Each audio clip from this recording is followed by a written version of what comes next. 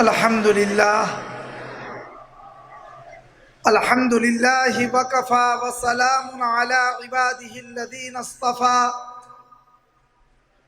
أما بعد فقد قال الله تبارك وتعالى في الكلام المجيد والفرقان الحميد فأعوذ بالله من الشيطان الرجيم بسم الله الرحمن الرحيم فاستمسك بالذي أوحي إليك إنك على صراط مستقيم وإنه لذكر لك ولقومك وسوف تسألون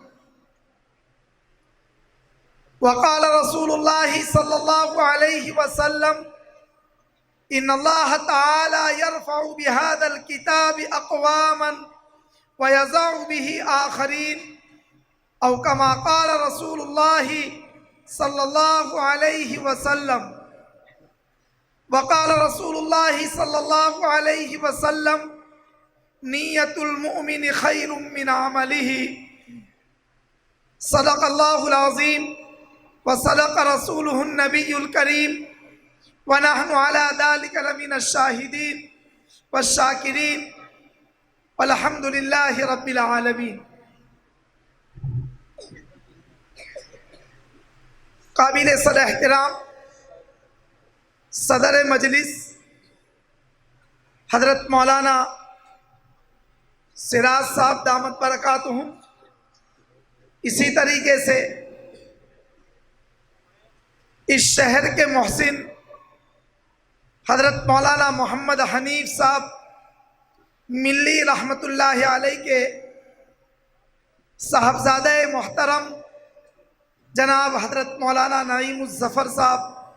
حفظہ اللہ ورعاہ، اسی طریقے سے معہد ملت کے قدیم مردم ساز استاد جناب حافظ یاسین صاحب ملی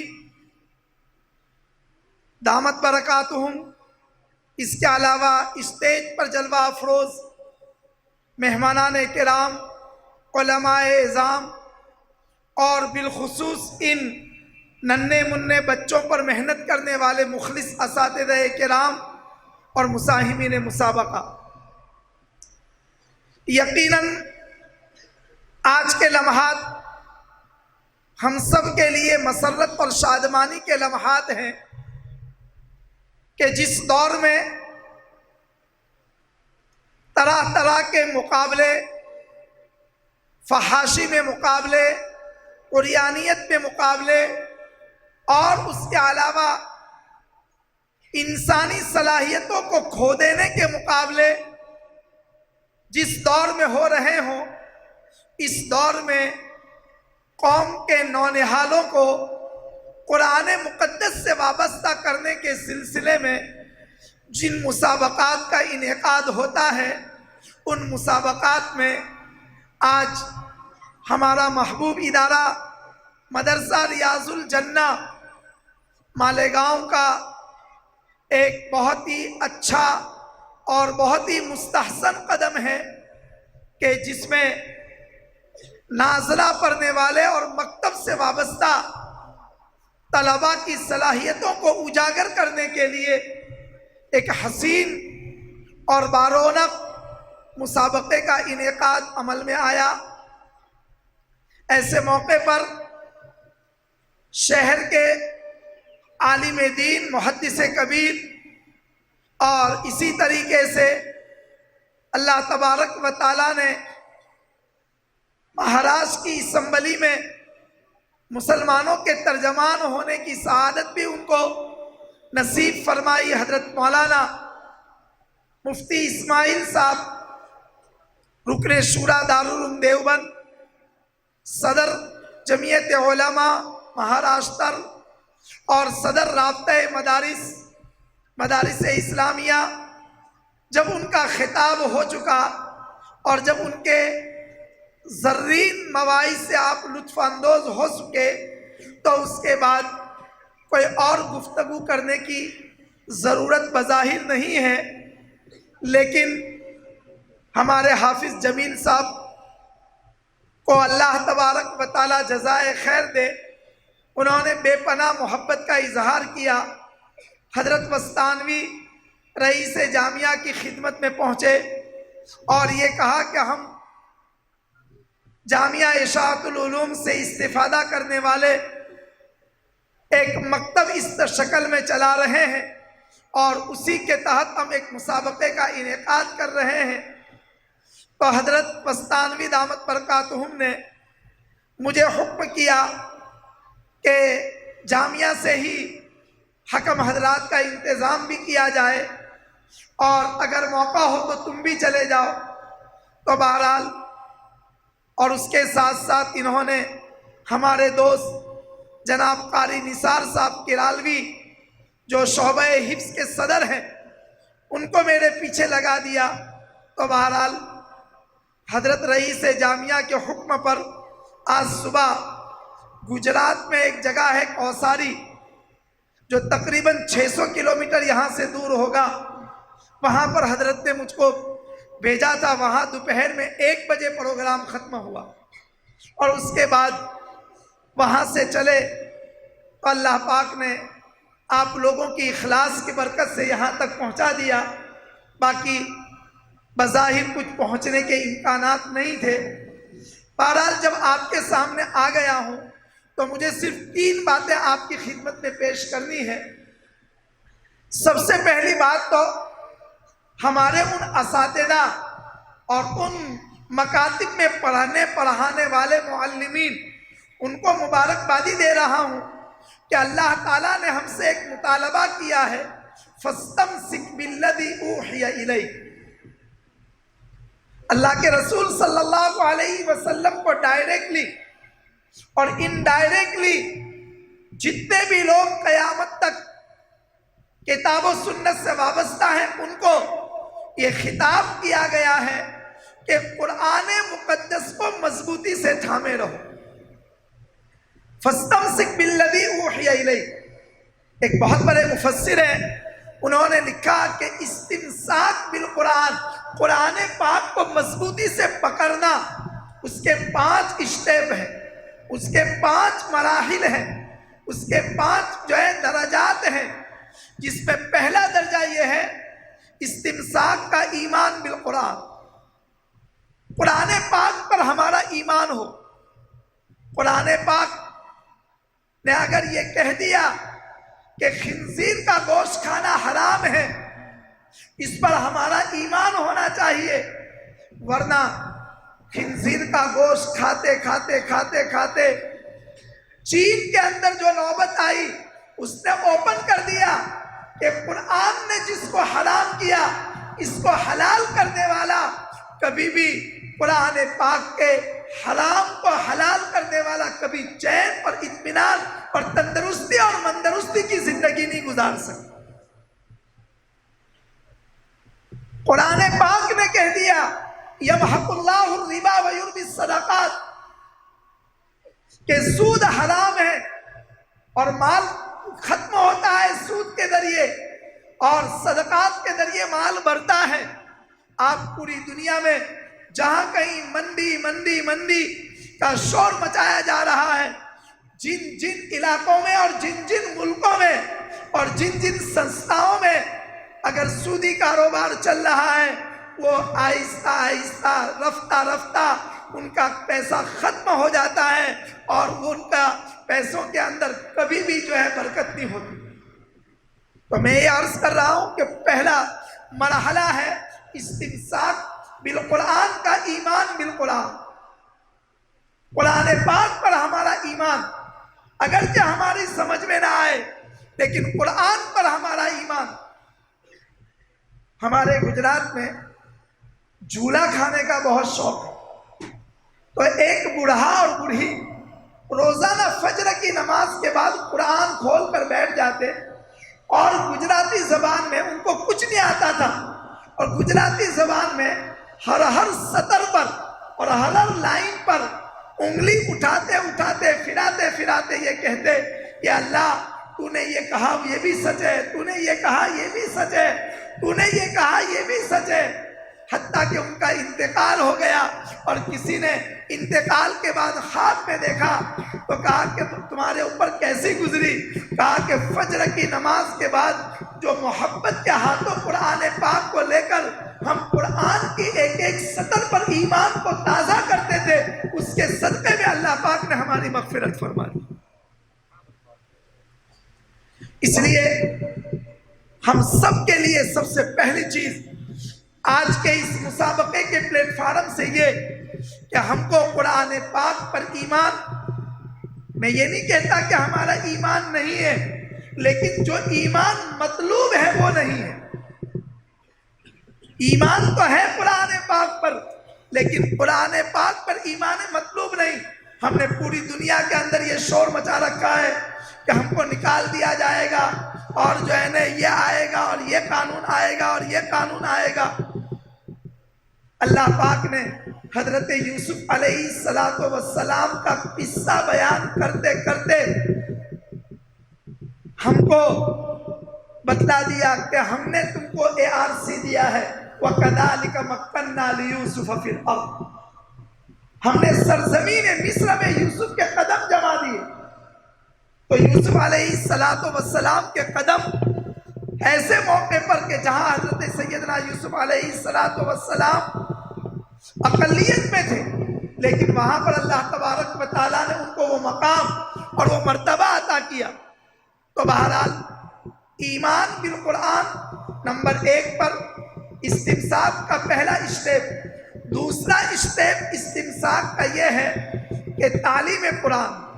قرآن پاک کو سیکھنا اور سکھانا۔ اس وقت جتنے معلمین مکاتب ہیں وہ اللہ تبارک و تعالیٰ کے استمساک بالقرآن کا جو مطالبہ ہے، اس مطالبے میں تعلیم قرآن کے ذریعے اس جو ہے نا فریضے کو انجام دے رہے ہیں۔ آپ اپنے آپ کو معمولی نہ سمجھے، آپ اللہ تبارک و تعالیٰ کے ایک حکم کا اور ایک امر کی تعمیل کر رہے ہیں۔ اللہ پاک نے اس کے لیے آپ کا انتخاب کیا ہے۔ اور تیسری چیز ہے تفہیم قرآن پاک کو سمجھنا۔ چوتھی چیز ہے تفہیم قرآن پاک کو سمجھنے کے ساتھ ساتھ تعمیل قرآن پاک کے مقتضیات پر عمل کرنا۔ اور پانچویں اور آخری چیز ہے قرآن پاک کی تبلیغ کرنا۔ اس وقت جیسے حضرت مفتی صاحب ابھی فرما رہے تھے کہ یہ بچے نورانی قاعدہ پڑھتے ہی قرآن پاک کو اتنا اچھے انداز میں پڑھنا شروع کر دیتے ہیں کہ کسی پرانے امام صاحب کا قرآن سنتے ہیں تو یہ تبصرہ کرنے لگتے ہیں کہ انہوں نے یہ حرف نہیں ادا کیا، انہوں نے یہاں پر اخفا کی جگہ ادغام کیا۔ حالانکہ یہ بڑوں کا کام ہے، چھوٹے بچوں کا کام نہیں ہے کہ اپنے کسی بڑے کی غلطی نکالے۔ ان کو جو ہے نا ادب کے دائرے میں رہنا چاہیے، لیکن ان کی حس اتنی تیز ہوئی،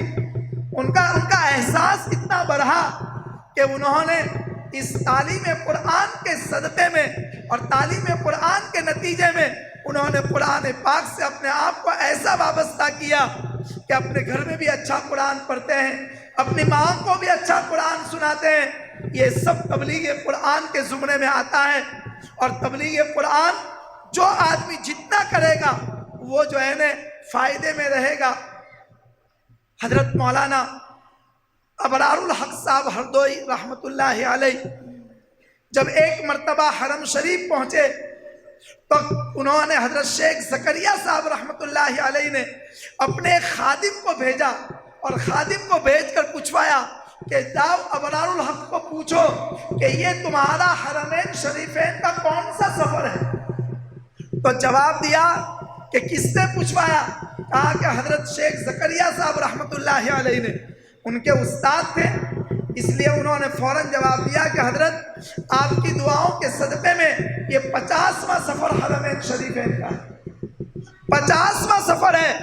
تو اس کے جواب میں یوں کیا حضرت شیخ نے فرمایا کہ یہ قرآن پاک کی خدمت کے نتیجے میں اللہ تبارک و تعالیٰ نے یہ مقام عطا کیا ہے۔ تو میں آپ کو یہ عرض کر رہا ہوں کہ حضرت خادم القرآن مولانا غلام محمد صاحب وستانوی دامت برکاتہم اللہ ان کی عمر میں برکت عطا فرمائے، اور اللہ پاک نے ان سے جو کتاب و سنت کی خدمت کا کام لیا ہے اس کے صدقے میں اللہ پاک ان کے اخلاص میں مزید ترقی عطا فرمائے، اور ادارے کی اللہ پاک ہر طریقے سے حفاظت فرمائے۔ ان کا ایک ملفوظ ہے کہ جو کعبۃ اللہ کی حاضری دینا چاہتا ہو وہ اپنے آپ کو قرآن سے وابستہ کر لے۔ جو کعبۃ اللہ کے قریب، جو آدمی جتنا قرآن سے قریب ہوگا اللہ پاک اس کو کعبۃ اللہ کے قریب کریں گے۔ یہ حضرت کا ملفوظ ہے۔ اور آج جیسا کہ اعلان کیا گیا کہ جو طالب علم پہلا نمبر لائے گا 1 سے 30 میں، 1 سے 30 میں پہلا نمبر لائے گا تو اس کے استاد کو عمرے کی دولت سے مالا مال کیا جائے گا۔ یہ کیا چیز ہے؟ یہ قرآن سے وابستہ ہونے کا بالکل کرنٹ اور زندہ مثال آپ کے سامنے ہے کہ اللہ تبارک و تعالیٰ قرآن پر محنت کرنے کے نتیجے میں کعبۃ اللہ کی زیارت کروا رہے ہیں۔ بلکہ مجھے ابھی کچھ پتہ چلا ہے، ابھی پتہ چلا ہے کہ مالیگاؤں کے کوئی بہت اچھے قاری کویت گئے تھے، کویت کے ایک پروگرام میں تشریف لے گئے تھے، اور وہاں پر ان کا 9واں نمبر آیا، اور ماشاءاللہ شہر کے لوگوں نے ان کا استقبال کیا۔ تو یہ پورے شہر کے لیے اعجاز کی بات ہے کہ قرآن ہم مالیگاؤں میں تو پڑھتے ہی تھے، لیکن مالیگاؤں میں پڑھتے پڑھتے اس معیار پر پہنچ گئے کہ عرب حضرات نے بھی ہمارے قرآن پاک کو پسند کیا، اور وہ جو اللہ کے رسول صلی اللہ علیہ وسلم نے فرمایا اقرؤوا بلحون العرب، گویا کہ اس کے ہم مصداق بنے کہ قرآن پاک کو پڑھو تو عرب کے لہجوں میں پڑھو، عرب کے لب و لہجے میں پڑھو۔ تو ایک بات تو میں نے یہ عرض کی کہ قرآن پاک کے جو مراحل ہیں اور جو استمساک کے درجات ہیں اس میں سے ایک درجہ ہے تعلیم قرآن کا۔ مکاتب کے معلمین یہ قرآن پاک کے اس جو ہے نا حکم کو پورا کر رہے ہیں۔ میں دل کی گہرائیوں سے ان کو مبارکبادی پیش کرتا ہوں، اور ان کے حق میں دعا کرتا ہوں کہ اللہ پاک ان بچوں کے پیچھے محنت کرنے کے نتیجے میں آپ کی نسلوں کو بھی عالم ربانی بنائے، آپ کی نسلوں کو میں بھی علماء ربانیین اور قرائے کرام پیدا فرمائے، اور ان بچوں کے جو ہے محنت کے نتیجے میں اللہ تبارک و تعالی قرآن پاک کو ہماری زندگیوں میں اتارنے کے اسباب مہیا فرمائے۔ دوسری چیز جو مجھے عرض کرنی ہے وہ یہ کہ ماشاءاللہ آج کا پروگرام جیسا کہ جس طریقے سے آپ یہاں پر دیکھ رہے ہیں بہت ہی خوشنما اور بہت ہی اچھے انداز میں جو ہے مکمل ہوا، لیکن ایک بات یاد رکھیے کہ علمی دنیا میں، ایجوکیشن کے فیلڈ میں، علمی دنیا میں قناعت مطلوب نہیں ہے، قناعت معیوب ہے۔ یہ نہیں سمجھنا چاہیے کہ بس ہم نے تو ایک مسابقہ کر لیا اور ہم نے تو قرآن پاک میں ہمارے بچوں نے 5 بچوں نے نمبر لے آئے، ہم تو بہت کامیاب ہو گئے، ہمیں اس میں اور ترقی کرنی ہے۔ اس لیے ہمارے بزرگوں میں سے ایک بزرگ نے ایک بات لکھی ہے کہ مکاتب میں 5 قسم کی تعلیم بہت ہی توجہ کے ساتھ دینی چاہیے۔ نمبر 1، تعلیم قرآن بالتجوید، قرآن پاک کی تعلیم تجوید کی رعایت کرتے ہوئے، اور ماشاءاللہ اس کی ہوا چل پڑی ہے، اور شہر مالیگاؤں کے میں نے 2-3 ادارے ایسے دیکھے ہیں کہ جنہوں نے قرآن پاک کو اپنا موضوع بنایا اور قرآن پاک کو تصحیح کے ساتھ پڑھنے کو انہوں نے جو ہے نا اپنا فرض اولین قرار دیا، جس میں ہمارا یہ ریاض الجنہ بھی ہے۔ دوسری چیز جو اس کے ساتھ ساتھ کرنے جیسی ہے وہ ہے تصحیح عقائد۔ مکتب کی تعلیم کے دوران جب عقائد درست ہو جاتے ہیں تو دنیا کی کوئی طاقت ہمارے عقائد کو بگاڑ نہیں سکتی۔ ہمارا بچہ کسی بھی غلط کام کے اندر حالات کے جو ایسے متاثر ہو کر مبتلا ہو سکتا ہے، لیکن جب تعلیم میں اس کے عقائد درست ہو جاتے ہیں تو اس کو کوئی شرک میں مبتلا نہیں کر سکتا۔ اس لیے عقائد کی تعلیم بہت ہی اہمیت کے ساتھ ہونی چاہیے۔ تیسرے نمبر پر تعلیم مسائل۔ مسائل کی تعلیم میں ماشاءاللہ ہمارے مدارس میں مختلف قسم کی کتابیں پڑھائی جاتی ہے، جس میں تعلیم الاسلام کو جو ہے نا اولیت حاصل ہے، اور اس کے علاوہ بھی کتابیں الگ الگ انداز میں آئی۔ ایک کتاب بہت اچھی ہے جو مدارس کے نصاب میں داخل کرنے جیسی ہے۔ لندن میں ایک مولانا ہے حضرت مولانا سمیر الدین صاحب، ان کی کتاب ہے ثمرۃ الفقہ، اور سوال جواب کے انداز میں بڑے اچھے مسائل پر مشتمل وہ کتاب ہے۔ تو مسائل کی تعلیم، ان مسائل کی تعلیم کے ساتھ ساتھ چوتھی چیز ہے مشق مسائل تعلیم، یعنی ہم تعلیم مسائل تو پڑھا دیتے ہیں لیکن پریکٹیکلی طور پر جیسے اتوار کے دن چھٹی ہوتی ہے یا کسی اور وقت پر بچیاں الگ سے جماعت نماز پڑھے، بچے الگ سے نماز پڑھے، ایک امام بنے اور وہ جو ہے نا قرآن پاک کی سورتوں کو پڑھے، پہلے کیسے پڑھی جاتی ہے، کون سی سورت پڑھی جاوے، پھر کون سی سورت پڑھی جاوے، وضو کا طریقہ کیا ہونا چاہیے، فرائض وضو کون کون سے ہیں، تو ایسی تمام چیزیں پریکٹیکلی طور پر اور مشقی طور پر اگر کی جائے تو انشاءاللہ ہمارا بچہ کے مسائل اس ہمارے بچوں کے ذہن میں مستحضر ہوں گے۔ اور ایک پانچویں چیز ہے وہ یہ ہے ادعیہ مسنونہ کا عادی بنانا، یعنی دعائیں تو ہم یاد کرا لیتے ہیں لیکن دعائیں یاد کرانے کے ساتھ ساتھ جب بچہ کلاس میں آئے تو اس سے ریپیٹ کرائے کہ شام میں سوتے وقت وضو کیا تھا کہ نہیں کیا تھا،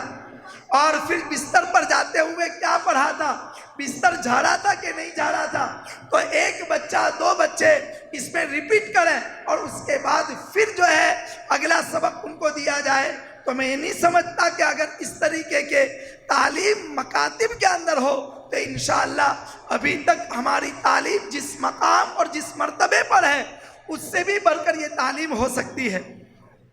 اور ایک تیسری اور آخری چیز میں آپ کی خدمت میں یہ پیش کر رہا ہوں کہ ہم کسی بھی عمل کو کریں، اونچے سے اونچا عمل کریں یا چھوٹے سے چھوٹا عمل کریں، لیکن اس کے لیے ہمارے عمل میں اخلاص ضروری ہے، اللہ کو راضی کرنے کا جذبہ، اس کے علاوہ کوئی اور جذبہ نہیں ہونا چاہیے۔ ایک ہے العمل قبل العمل، اور ایک ہے العمل مع العمل، اور ایک ہے العمل بعد العمل۔ العمل قبل العمل، آدمی کوئی مسابقہ کر رہا ہے، آدمی جو ہے نا کوئی اچھا فنکشن کر رہا ہے، تو ایسے موقع پر یہ سمجھے کہ اللہ میں نے یہ جو مسابقہ کیا ہے یہ اس مسابقے سے مقصود کوئی نام و نمود، کوئی شہرت اور کوئی اپنے جو ہے پبلسٹی، یہ مقصد نہیں ہے، بلکہ ان بچوں کے والدین کے پیچھے اساتذہ نے کیسی کیسی محنتیں کی ہے، یہ ہمارے معاونین کے سامنے یہ بھی آ جاوے، اور اس سے بڑھ کر یہ کہ ہمارے ایک ایک بچے کو قرآن پاک سے وابستہ کر دیا جاوے اور اللہ راضی ہو جاوے۔ تو العمل قبل العمل، اپنی نیت کو درست کرنا چاہیے۔ نمبر 2 پر ہے العمل مع العمل، یعنی سنت کے مطابق اور حضور کے فرمان کے مطابق ہمارا ہر عمل ہونا چاہیے۔ ایسا نہیں کہ کوئی مولانا عقل قوا سے آ رہے ہیں تو ان کا استقبال اس طریقے سے کیا جا رہا ہے کہ کسی شہر کے دوسرے علماء کی توہین ہو جاوے، اس طریقے کا کوئی عمل نہیں ہونا چاہیے۔ سب مولانا لوگ ہیں، کوئی باہر سے آئے کوئی اندر سے آئے، آپ کے جذبات اپنی جگہ پر، لیکن العمل مع العمل، سنت کے مطابق سب چیزیں ہونی چاہیے۔ اور تیسری چیز ہے العمل بعد العمل، عمل کرنے کے بعد کیا عمل۔ ہم اخباروں کی دنیا میں، ہم سوشل میڈیا کی دنیا میں بہت مشہور ہو جائیں گے، لیکن اصل بات تو یہ ہے کہ حضرت سیدنا ابراہیم اور سیدنا اسماعیل علیہم السلام نے کعبۃ اللہ کی تعمیر کی، اور وہ پتھر جس پر کھڑے ہو کر کعبۃ اللہ کی تعمیر کی تھی اس نے لفٹ کا کام دیا تھا، وہ لفٹ کی طرح اوپر چلا رہا، لیکن جب پورا کعبۃ اللہ کی تعمیر ہو گئی تو اور اس کے بعد اللہ کے دربار میں گر گراتے ہوئے یہ کہا ربنا تقبل منا ربنا تقبل منا ربنا تقبل منا انک انت السمیع العلیم. مولا تو قبول کر لے، مولا تو قبول کر لے، مولا نام و نمود سے، مولا شہرت سے، مولا خودبینی سے، عجب سے ہماری حفاظت فرما. اس لیے کہ ہم نے یہ جو قرآن پاک سے اپنے ننھے منھے معصوم بچوں کو وابستہ کیا، اس میں تیری رضا کے علاوہ، تیری خوشنودی کے علاوہ کوئی اور جذبہ ہمارے اندر کار فرمانا ہو. اگر یہ چیز ہم کرتے رہے اور قبولیت عمل کی فکر کرتے رہے تو میں سمجھتا ہوں ایسے ہزاروں مسابقے ہو جاوے، تب بھی لوگ یہ کہتے رہیں گے کہ اور اچھا کرو اور اچھا کرو. بہرحال ہمارے حافظ جمیل صاحب اور ان کے رفقائے کار اور اس کے ساتھ ساتھ معلمین مکاتب نے جو محنتیں کی ہیں، ان محنتوں کو ہم بنظر استحسان دیکھتے ہیں اور ان کو سب کو مبارکبادی دیتے ہیں. ایسے موقع پر اشیاء کی شکل میں جن حضرات نے جو ہے نا بچوں کی حوصلہ افزائی کا نظم کیا، اللہ پاک ان کو بھی بہتر بدلہ نصیب فرمائے. ایسے تمام معاونین کو اپنی شایان شان بدلہ نصیب فرمائے. اور اسی طریقے سے جنہوں نے کعبۃ اللہ پر پہنچنے کے جو ہے نا اسباب مہیا فرمائے. ایک معلم مکتب کے لیے اللہ کی ذات سے امید ہے کہ اساتذہ ایسی محنت کرتے رہیں گے تو وہ دن دور نہیں کہ ہمارے اس شہر مالیگاؤں سے نہیں بلکہ پورے مہاراشٹر سے انشاءاللہ جوق در جوق اور غول در غول ہمارے علماء اور معلمین مکاتب ان کو اللہ تبارک و تعالی کعبۃ اللہ کی حاضری سے مالا مال فرمائیں گے. اللہ پاک ہمارے اس عمل کو قبول فرمائے. میں دوبارہ معذرت چاہتا ہوں ہمارے عزیزم حافظ جمیل صاحب سے کہ میں نے ان کو خود ہی کہا تھا کہ مغرب کے بعد پروگرام شروع ہو جانا چاہیے، لیکن حضرت رئیس جامعہ کے حکم پر مجھے بہت دور جانا پڑا اور وہاں سے پھر جو ہے مجھے یہاں پر آنا پڑا. لیکن کوئی بات نہیں، جتنے بھی حضرات نے یہاں پر آ کر علماء کرام نے حوصلہ افزائی کی ہے، اللہ پاک ان علماء کرام کو بھی اپنی شایان شان بدلہ نصیب فرمائے. مجھے یاد ہے کہ سب سے پہلا مسابقہ جب عقل قوا میں ہوا تو حضرت مولانا حنیف صاحب ملی رحمت اللہ علیہ نے بہت شاندار ایک خطاب کیا تھا، اور وہ خطاب ایسا کیا تھا کہ جامعہ نے اس خطاب کو پھر دوبارہ شائع کیا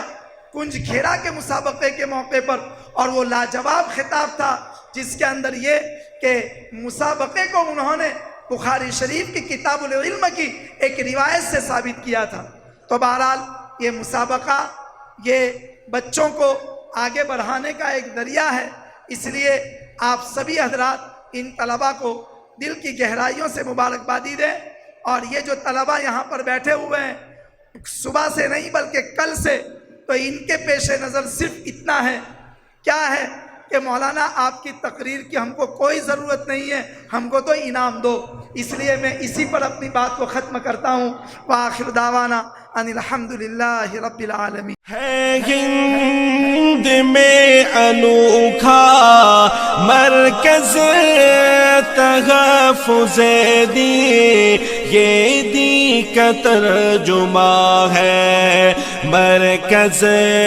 تحفظ دین.